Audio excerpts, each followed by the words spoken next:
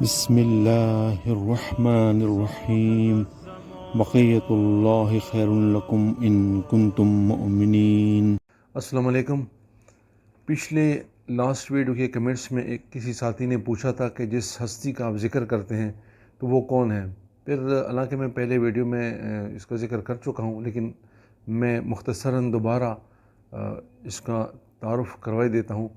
قرآن مجید کی مختلف آیات میں اشارتاً امام مہدی علیہ السلام اور اس کی ظہور کی طرف اس کا ذکر موجود ہے قرآن مجید میں۔ سورہ قصص جو کہ قرآن مجید کی 28واں سورہ ہے، اس کی آیت نمبر 56 آپ تلاوت کر لیں، اس کا ترجمہ دیکھ لیں، یہ اسی ظہور کی طرف اشارہ ہے جس کا ہم تذکرہ کرتے رہتے ہیں۔ اور آج اسی دوست کے جواب کے لیے میں ایک حدیث مبارک اس کتاب سے پڑھ کے سنائی دیتا ہوں۔ یہ حدیث مبارک برادر اہل سنت کی معروف کتاب فرائض الصبتین کے جلدوں میں موجود ہے۔ حدیث مبارک کچھ اس طرح سے ہیں کہ حضرت سعید بن جبر رضی اللہ تعالیٰ عنہ نے حضرت ابن عباس رضی اللہ تعالیٰ عنہ سے نقل کیا ہے کہ رسول خدا صلی اللہ علیہ وآلہ وسلم نے فرمایا،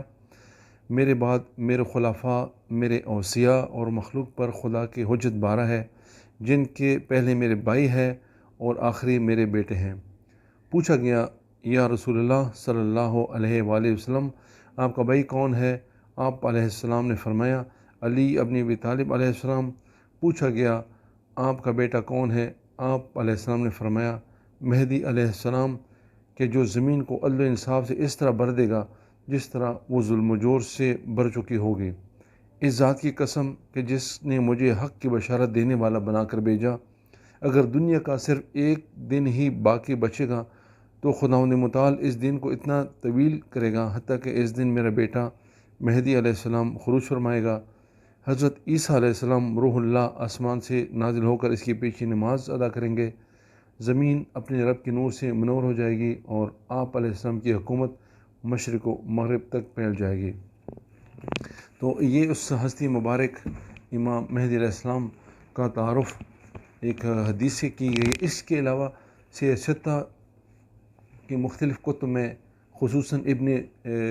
داود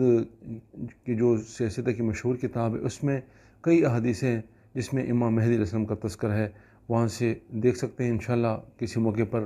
ہم وہاں سے حدیث نمبر کے ساتھ کوشش کریں گے کہ آپ لوگوں کی خدمت میں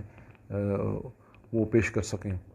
اب آج کی جو میرا مین مقصد تھا وہ اسپیشلی جوانوں سے، نوجوانوں سے تھا کہ وہ اپنی ایج کی، اپنی جوانی کی قدر کریں۔ اور میں قرآن مجید کی 2 آیات مبارکہ آپ لوگوں سے شیئر کرنا چاہ رہا ہوں جو جوانوں کے بارے میں ہیں کہ اگر انسان جوانی میں ہی نیک رہیں تو اللہ تعالیٰ اس کو کتنا بڑا خزانہ، کتنی بڑی علم و طاقت عطا کرتا ہے۔ پہلی آیت جو میں آپ سے شیئر کرنا چاہ رہا ہوں وہ سورہ یوسف جو کہ قرآن مجید کا 12واں سورہ ہے،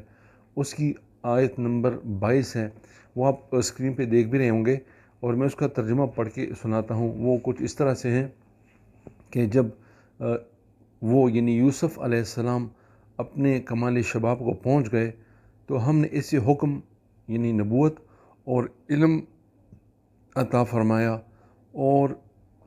نیکوکاروں کو ہم یوں ہی سلا دیا کرتے ہیں۔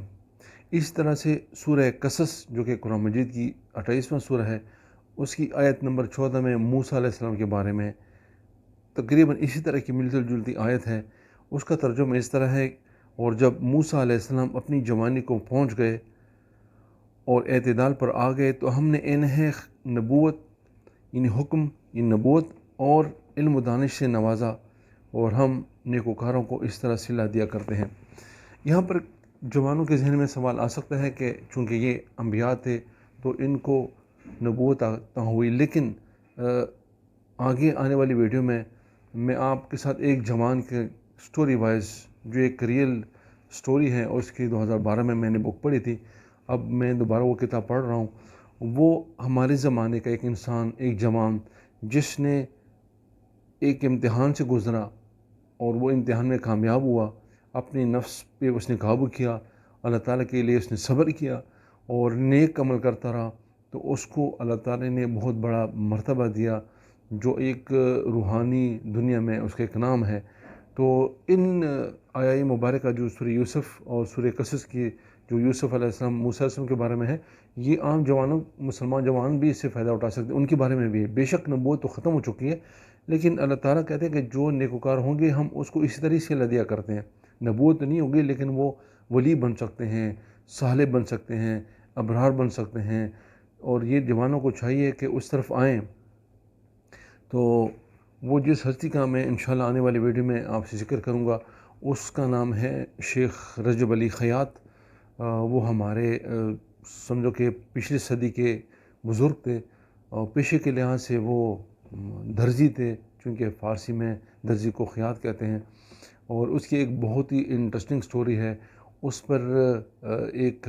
کتاب لکھی گئی تھی کیمیائے محبت کے نام سے، اور فارسی میں۔ پھر بعد میں ایک عالم ہے محمد رے شہری، انہوں نے اس کتاب اسی نے لکھی تھی۔ بعد میں رضوان کدوانی، اس نے اس کا انگلش میں ترجمہ کیا، اور شاید اردو میں بھی اس کا ترجمہ موجود ہے، میں نے کہیں کتاب دیکھی ہے، لیکن میں اس انگلش ورژن سے آپ لوگوں کے لیے اس کے روزانہ کی بنیاد پہ کوشش کروں گا کہ کچھ مٹیریل ان کی چپٹر وائز آپ سے ڈسکس کروں کہ کس طرح سے ایک عام بندہ وہ اتنے بڑے اعلیٰ درجے پہ پہنچ گیا کہ میں آخر میں یہی کہوں گا کہ اس نے اپنے بیٹے کو، میں نے اپنی بیٹے سے بات کی تھی شیخ رجب علی علیہ الرحمٰ نے، کہ اب لوگ مجھے نہیں پہچان رہے، لیکن میرا مرتبہ لوگوں کو جب امام اسلام کا ظہور ہو جائے گا اور قیامت کے دن وہ پہچانیں گے کہ میں کون ہوں۔ تو اسی طرح سے یہ آیات مبارکہ میں نے اس لیے آپ سے شیئر کی کہ اس کی پریکٹیکل اپلیکیشن انبیاء کے علاوہ بھی اس جہاں میں لوگ ہوتے ہیں جو بعد میں دنیا میں بھی اپنی زندگی میں بھی امام اسلام کے ناصر ہوتے ہیں، اور ظہور امام اسلام میں ان کی رجت ہوگی اور وہ امام اسلام کے ہم رکاب ہوں گے اور مدد کریں گے۔ تو یہی میں اپنے کو بھی نصیحت کرتا ہوں، اور خصوصاً نوجوانوں سے یہ گزارش کرتا ہوں کہ وہ نیک عمل کی طرف توجہ کریں، امام اسلام کے ظہور کی طرف آئیں اور راہ ہموار کریں، اس کی یاد میں رہیں، اور اللہ تعالیٰ کے فضل و کرم بھی اس پہ ہوگا،